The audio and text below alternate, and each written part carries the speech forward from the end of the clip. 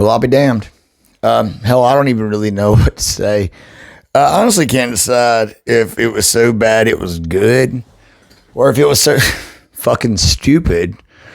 I just like pat it on the head and call it a sweet baby. It's kind of like the Baxter and Wheel of Cheese scenario from Anchorman. Like, I'm not even mad. I'm impressed at how fucking absurd that was.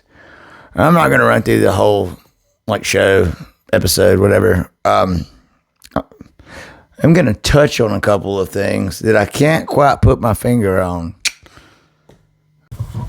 Yeah, I've already beaten way too many dead horses on the technology flaws, or what I perceive to be so, in this season. And they definitely didn't have a problem showing up here, but I will say that I took it personal when Dexter had to use Batista's corpse to unlock Batista's phone. Because as in what the fuck I mentioned several times, especially in my episode 9 review, there's like a slap in my face, man. Anyways, I've ranted about it time and time again. Hell, let's just watch that clip from my last video. Maybe you should have watched it. Anyhow, now you've seen that. So I kind of did like the fact that essentially the entirety of the episode was, on Prater's estate, or whatever the hell it is. And I know a lot of people are going to be upset with the fact that they didn't tie up a lot of loose ends. Don notwithstanding. What the fuck was that? That was anticlimactic, even though we don't know who that is. Anyhow, if you know, you know. But by that I mean, not wrapping it up, is that the writers have a little bit of time to sit back and think about what the fuck they've done and try to do better next time.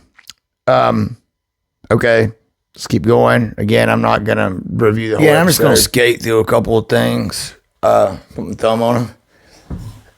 Not going to do a complete recap, but let's talk about this one.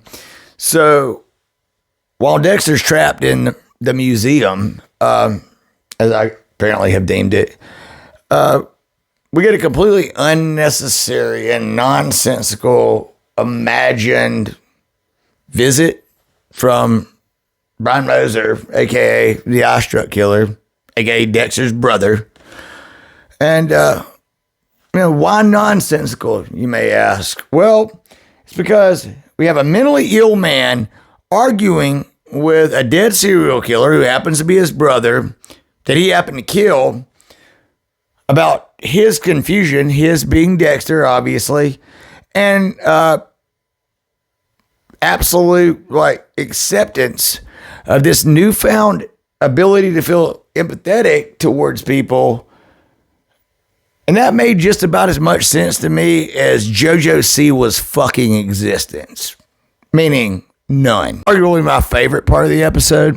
And by that I mean the part where I couldn't wait to bitch to all of you. So let me set the scene for you.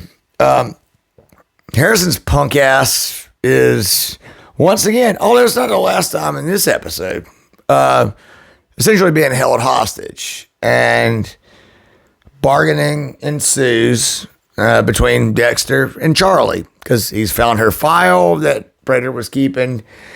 And he makes what I would consider a pretty rational and reasonable offer, which is basically, let my son go, let me out of this vault, and you won't go to jail for the rest of your life. There's a lot more things I could say right there about that, but I mean, again, pretty reasonable. And it's like somewhere in that minute 45 seconds, I was starting to wonder if she had a literal stroke, because it seems as if her fucking brain didn't work. Because we're gonna watch this clip and she something got lost in translation.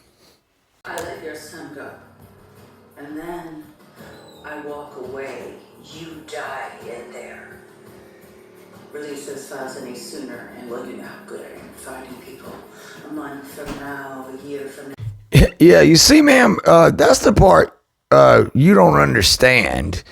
If he shares those files, you aren't doing a goddamn thing a month from now, a year from now, 2 years from now, but hoping that there's somebody somewhere out there putting money in your commissary so that you can buy motherfucking ramen noodles and honey buns. You know what? I'm going to call this one right here. I'm going to finish it later tonight.